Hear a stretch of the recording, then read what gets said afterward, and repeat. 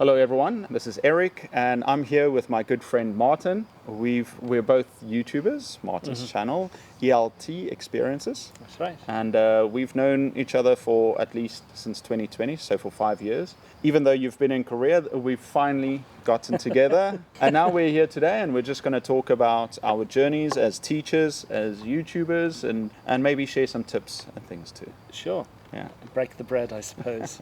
Cheers. Cheers. Yeah. Let's get started then with maybe our decision, why we entered YouTube, I guess, and what made us push into that direction. And for those that don't know, I've had my channel since May 2007, so quite a long time. But at that time, I was mainly doing a lot of blogging and website content. I didn't really make any videos, but for some reason or other, I did make my channel. But what was your entry into YouTube? Well, I was the opposite of you. I stayed away from videos and cameras. I hated being online. So even though I opened up my channel in 2007 as well, I think it was April 2007, I opened my channel. I never posted anything. Yeah. I avoided cameras. And then I think, I started teaching and I came to Korea and it was difficult to find any teachers sharing activities and ideas and things on classroom management. You were searching and there just wasn't anything. And so I took it upon myself. I said, okay, well, let's make some videos that I think might be useful.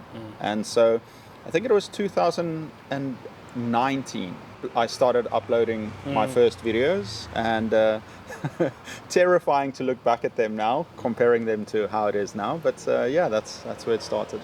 When I was doing my MA and I had this video, this demo class that I was teaching as part of my MA course, and I thought, they asked me, do you want it recorded? And I thought, okay, I've heard things about people recording their lessons so they can reflect and they can see maybe their bad habits whilst they're teaching, which is a great way if anyone's interested in recording their lessons. It's a great opportunity to learn, of course. It's so weird seeing yourself for the first time teaching on camera. But yeah. I guess people these days are so used to being on camera. Yes. But it was shocking. I think that's very new back then. Back then, yeah. And then I got the DVD of the lesson from the university, and then I managed to burn it onto my computer. I used Windows Media Player to edit the video and splice all the footage together. I didn't even know it had an editor. And I uploaded it, and it was about my teaching practice. And then immediately people were really curious about it because no one really recorded a lesson or shared it publicly before. And that was my first step into this platform of YouTube.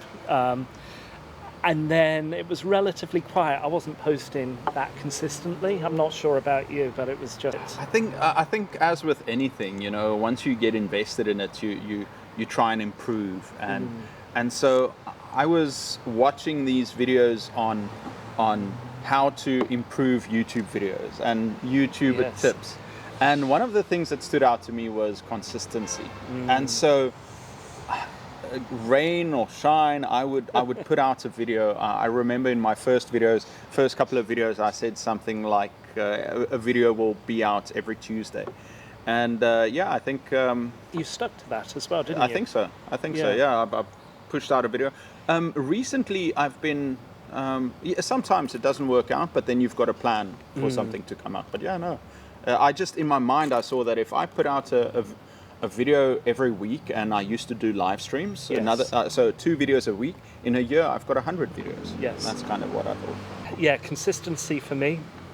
And you watch all these videos, recommendations for how to make it on YouTube and that sort of thing, and they say get a video out every week, same time, same day, each week. But then for me it's kind of hard. I got to a point where I was making a video once a week. Yeah. But then I got to where I am now, and I think, okay, well, I'll make a video when I have time, because life does get in the way from time to time. Yeah, but I feel like when I look at your videos, they're very creative and very thoughtful. When you make your videos, you put a lot into it, whereas I feel like I kind of, my mindset has been, I want to cover every topic. And so if somebody looks up for something, Yes. they're going to find. So I was just like, it's too much to put out a video every day or every second day, but at Yeah. least once or twice covering anything that might be popular. I just wanted a check mark next to everything. Yeah. That's the difference. But then it's like planting seeds, isn't it? Some might sprout out really popular, and some may not get that popular. But Very true. Yeah. You never know. You know, some videos. I remember my most popular, but I think you do need a little bit of success as motivation. yes, If you went through life and there was never something, even if it's something small, to motivate you. So what happened was I was putting out videos. They weren't really good, looking back on it. But then one video blew up, and I was like, okay, well, if I keep on doing this and I get a few lucky breaks, you know, this could be a thing. And so, yeah, I think you do need a little bit of luck sometimes. was that the video about the pen? Was that it? That's it. Yeah. And the funny thing is, so I made the pen video. I saw this. There was this trend of the pen game, Yeah.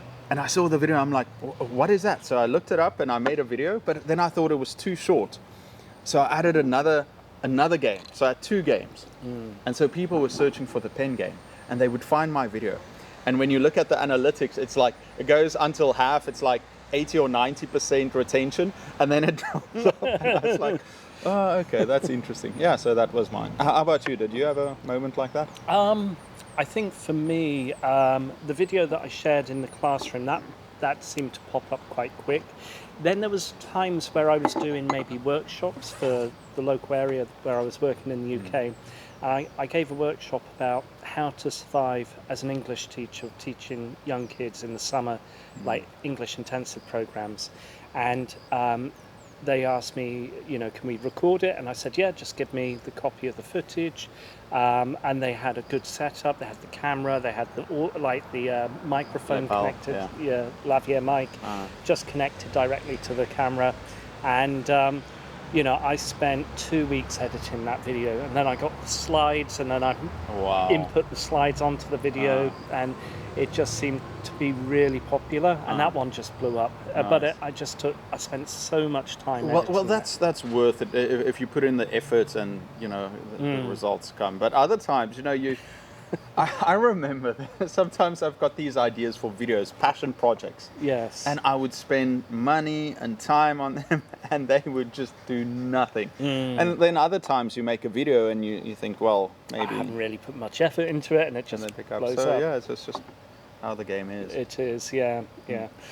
But other videos have been quite popular. I suppose now I've seen like the transition of my YouTube journey. It started with in-class teaching, practical techniques that you can incorporate in class, and then it evolved.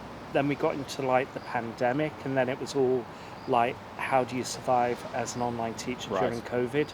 And now it's all, not all, but some is about online teaching. Online teaching platforms have gained some interest these days, of course. See. Yeah, no, it's the same thing. So I put out videos and I thought, okay, well, let's go into some classroom management tips that I wish I knew, you know, because teaching in South Africa, I had some difficult classes. And then I came to Korea and I thought, okay, well, I wish I could pass on some of this knowledge. So I made videos on classroom management, and I still feel that's my bread and butter. But then I also, once the pandemic started, just went in on Zoom. I was like Zoom and all the games and everything. I pushed it hard. Then I started with maybe games and activities, and I thought that was kind of interesting. And now I'd like to do more on how to teach specific grammar, like when you recorded yourself in class. I kind of thought to myself, I wish I recorded myself in class to share some of the ideas or how I would do the class. And so I would like to do more of that. But recently, all these videos on these compilation videos of teachers quitting got popular. Yes. And so I started making these compilation videos. Not that I like them, and I think it might be discouraging, but they get thousands more views than my normal videos. So what I would like to do is balance it. Put out videos that are going to get a lot of views, and then put out videos that I feel would be useful for teachers out there. Yeah, particularly those that you're passionate about. Those, you know, like when it comes down to the brass tacks Yeah. of teaching. Yeah.